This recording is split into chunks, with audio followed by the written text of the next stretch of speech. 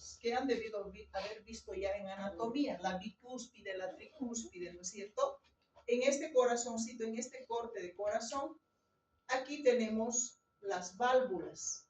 Vamos a ver cómo se forman estas válvulas. Nos dicen que de inicio va a aparecer aquí, a nivel de los agujeros aurículo-ventriculares, aparece tejido mesenquimatoso fibroso, que está como sujeto por unos cordones musculares a las paredes del ventrículo.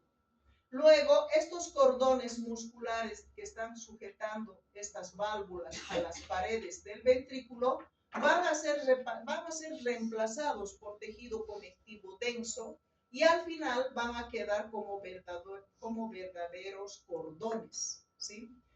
Han debido haber visto que este es material medio fibroso y aquí también los tendones prácticamente son fibra también, ¿no? De esa forma se forma. Aquí se forman dos valvulitas, por eso se llama bicúspide, y aquí se forman tres, por eso llamamos tricúspide o mitral. Esta parte es súper importante. Vamos a borrar un poquito para que se logra ver las diapositivas atrás. No estamos, está bien, ¿no? ¿Sí? Ya. ¿Cómo sucede la tabicación del cono y del tronco? ¿Se acuerdan? Habíamos visto, no se olviden, aquí hay una imagen que hemos visto, esta de aquí. El bulbo arterial, hemos hablado de esto, ¿no ven? ¿Cómo estaba formado?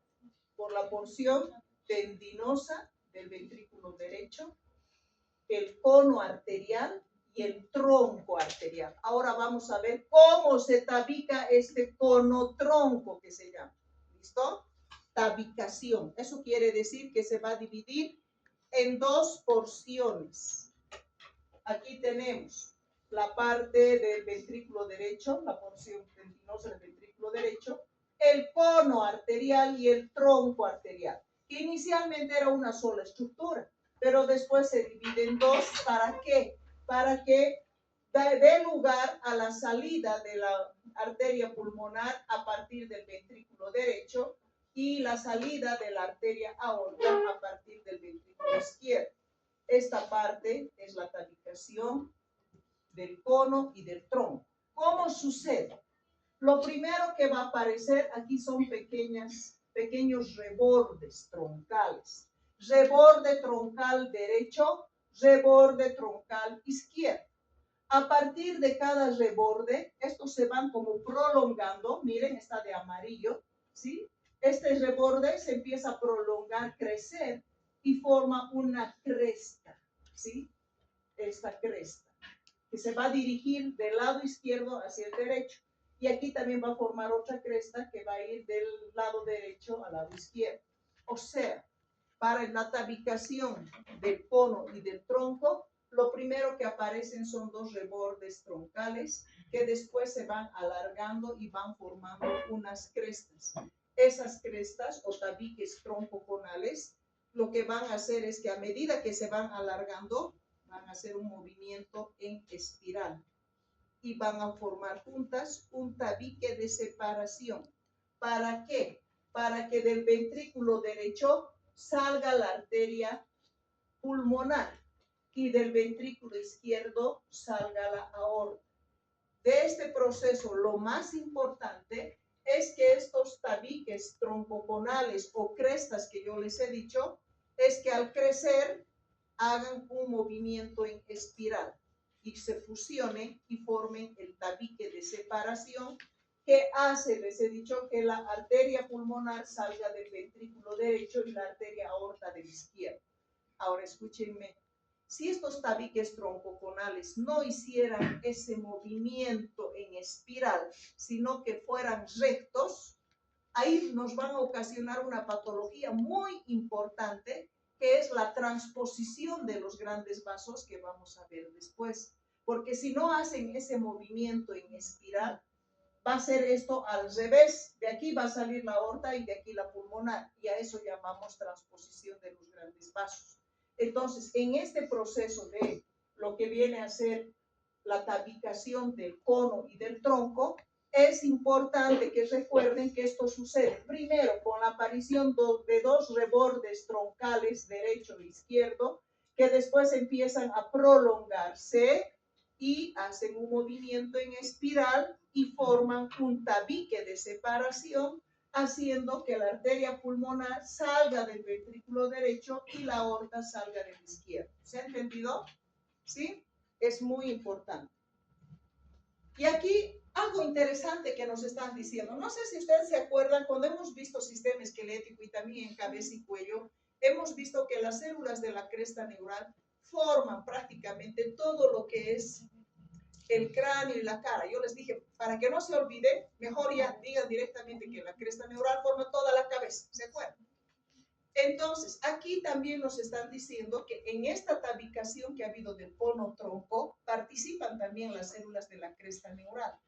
Entonces, nos dicen aquí que si hubiera alteración a nivel de las células de la cresta neural y hubiera también alteraciones craneofaciales en el paciente, ¿en qué pensaríamos nosotros? O sea, si el paciente presenta alteraciones craneofaciales y alteraciones del corazón, ¿en qué alteración de qué tipo de células pensaríamos?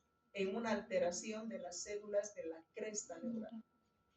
Porque las células de la cresta neural forman pues, el cráneo y la cara y forman el corazón.